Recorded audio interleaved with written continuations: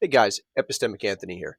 So I wanted to make this video in response to two videos by Dr. Gavin Ortlund. I'll say he's the most competent Protestant apologist out there. Very respectable guy and respectful guy. Uh, and he made a series of videos on Eastern Orthodoxy, and he has some concerns with Orthodoxy. Now, the concerns revolve around the church's exclusive nature or exclusive claims to salvation, right? And Dr. Ortlund is convinced that basically the church throughout history, especially over the last 1,000 years, taught that anyone outside the church was damned, right? And to support this conviction of his, he has many quotes from church fathers, saints, from ecumenical councils, synods, all that kind of stuff that say things like, oh, there's no salvation outside the church. And he says that this represents a different position from what Orthodox Christians nowadays will say of like, oh, you know, okay, just because you're not Orthodox doesn't mean you're definitely damned, right? Which is a position that we do hold. That if you're not Orthodox, you're not 100% going to hell, right? And so he argues that this represents a change in the position of the church. So that's the first claim that I would like to address. The first of 4 points that I want to address, that there's been a change in the church. Now, the problem with this claim ultimately is that even if there's a change in the church in this manner, it really doesn't matter. During the Arian crisis, the majority of bishops in the church became Arians. That means they believed that Jesus Christ was a created being rather than being God the Son, person of the Trinity, right? And in time, that issue was dealt with via the Council of Nicaea, and it's behind us now, right? So the claim that the church never changes doesn't mean that there has never been a point or never will be points where many people in the church fall under false ideas. So even if the church did change position on this, and it changed from believing that everyone outside the church was damned to now believing that it's not guaranteed that you're damned, that in itself is not a problem for Orthodoxy. It just means that in the future there will be some controversy around this or something, and it will be dealt with. So that's not an issue. Now, the other point that he has made is just concerns with the exclusive nature of Orthodoxy. Now, to me, this does seem like an emotional appeal, but he did point out in his video that he's not trying to make an emotional appeal. So we'll leave that on the side. The Much of the gist of his argument is, okay, before you convert to Orthodoxy, consider what conversion means for all your ancestors, your Protestant friends and family, that you're saying they're all damned. Okay. Now, I'm going to get to that claim of whether we actually believe they're damned or what the evidence says about that and his interpretation of our statements. But let's just stick with that, or with this for now. We'll address that later.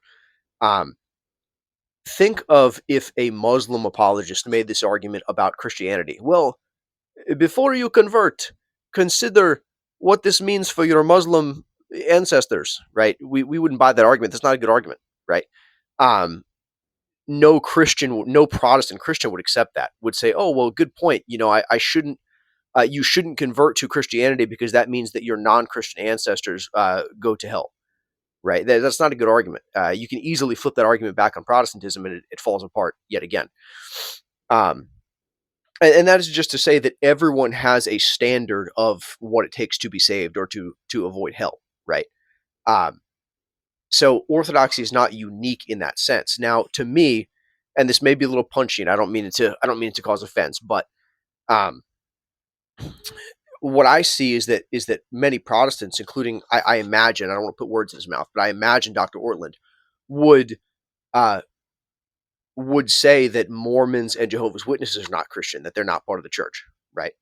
And no doubt because they deny the Trinity and other things like that.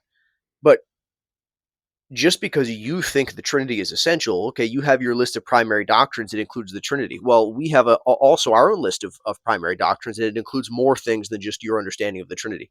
And by the way, we don't think that Protestants have the correct understanding of the Trinity. So even on that grounds, well, what are we doing then? So you can't criticize us for just having a different standard as if it's wrong to have a standard. You also have a standard. It's just not our standard and we don't have your standard. So if you want to argue that our standard is wrong, okay, fair enough. But you can't argue that it's wrong to have a standard or that it's wrong to be exclusive in that sense. Now, um, what's the next point here? Oh yeah. Now, on to the to begin with, I basically said, okay, one of the arguments is that the Orthodox Church has changed position on this issue of salvation, right? Or this issue of whether people outside the church are damned. And basically, if the church has changed, doesn't really matter. It's not an argument against Orthodoxy.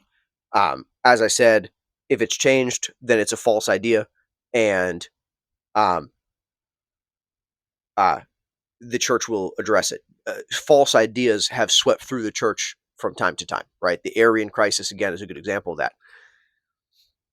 But how do we know that the church actually has changed position on this, right? So Dr. Ortlund has his interpretation of these past documents where they say things like, "Oh, there's no salvation outside the church." And to be clear, we agree, like that's true. We agree with that. We still affirm that. So no one has changed. If Dr. Ortlund's contention is that before they said no salvation outside the church, and now we're saying, "Oh, there is salvation outside the church," or there can be, that's not what we're saying. That's a mischaracterization. We also still agree that there is no salvation outside the church. I'll touch on that in a minute. But so the point is, from our perspective, Dr. Ortlund is misunderstanding what we mean by no salvation outside the church. And like I said, I'll explain that in a few minutes. Um, so you can't point to these documents or statements from the past, like there's no salvation outside the church or no hope outside the church or whatever, as proof that we've changed our position, because it could also be that you're just interpreting them wrongly. So one of the ways you can identify a change in position or a new teaching in the church in the past is when there's controversy over something, over an idea. So, for example, in I think it was the third century, or was it the fourth century?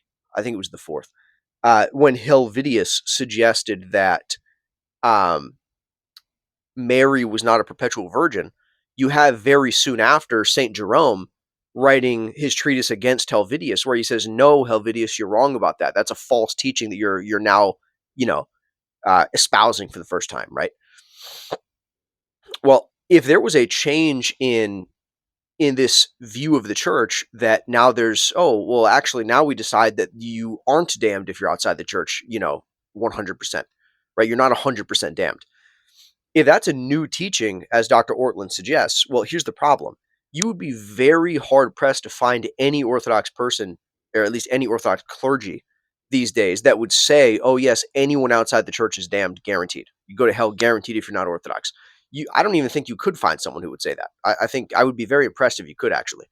Um, and what that means is that if the church has changed position on this in the last 100 years or so, as Dr. Ortlund suggests, then that means 100% of the clergy of the church, or close to it, did a complete 180 flip on this issue. And we have no paper trail of any sort of controversy in the church where one priest says, hey, this other priest, Father so and so, is teaching that, people outside the church don't always go to hell. That's a new teaching. He needs to repent of that teaching, right? Or there's no bishop saying, hey, my brother Bishop so and so, is teaching this new thing about damnation outside the church, right? There's no paper trail of any such controversy, right? And there would be such controversy if this was a new teaching, right? If we were if we were reinterpreting these statements about salvation outside the church in a new way, right? There would be some sort of paper trail for it, okay? And there is no such paper trail. And that means that the conclusion that the church changed its position on this is very hard to swallow. Very silly, I would say. Because again, if the church had changed its position, you would expect uh, some sort of indication of conflicts between clergy who were teaching this new doctrine and the people who were teaching the old way, right? Um, and there's no such paper trail. And that means that the initial conclusion that the church changed its position is most probably false. Now, regarding specifically what salvation is, right? I'm sure people who have seen this controversy or this conflict between Orthodoxy and Protestantism have no doubt seen that we think salvation is a process. Okay, but there's more to it than that. Salvation, it's not that there are only two options: salvation or damnation. Right? Salvation is the normal process by which a person is made Christ-like, so that they can withstand being in God's presence when they meet Him, as we all will, right? So that they can meet Him and withstand His glory and experience it as paradise rather than experiencing it as, uh, well, hell, essentially, rather than experiencing it as burning fire. Okay. Because no man can see God and live. So salvation is the normal process by which a person is transformed into the likeness of Christ. Um, but and that process is only available inside Orthodoxy, right? There is no theosis, no deification, no salvation. That's all the names for the process. Uh, in Protestantism, it doesn't offer you that. It wants to blame you and say that you committed crimes and you need to be punished for your crimes and you need to have your guilt remitted by having someone else be tortured in your place. And it's just all this stuff. This is not. There's no salvation in this. And So it's true that there's no salvation outside the church, but that does not mean that you are guaranteed to be damned outside of the church. The thief on the cross, for example, did not experience salvation in the normal way that we would. And so uh, he was not deified in the normal sense that we are through the church and through, the sacraments. He was not made into the likeness of Christ through the normal method. Now, what happened after he died? I don't know. Christ said he would be in paradise, though, so clearly something good happened for him. But it was not the normal way. And so we would not say that the thief on the cross was saved in that sense. He was saved from hell, obviously, in the general sense, but he didn't experience salvation, right? And so this is the crux of the issue, really, is that for us, you could essentially say that there are at least three categories. One, it would be those who are deified into the likeness of Christ, those who are damned, and those who are given, the mercy of God, like the thief on the cross, in a abnormal or really, we don't know how often it happens, so maybe it's not abnormal, but it's atypical. We'll say it's not the normal way that that Christ has presented the path to work for us, right? So for a Protestant, they think of salvation more in terms of like getting into heaven. Like that's what salvation means, right? So when they say, "Oh, there's no salvation outside the church," well, there you go. That must mean that they're damned because they're not allowed into heaven. Well, no, that's not what we believe that means, right? Um, and so that brings us to Dr. Ortlund's most recent video, which is where he asked a really good question. This is actually a fantastic question on his part.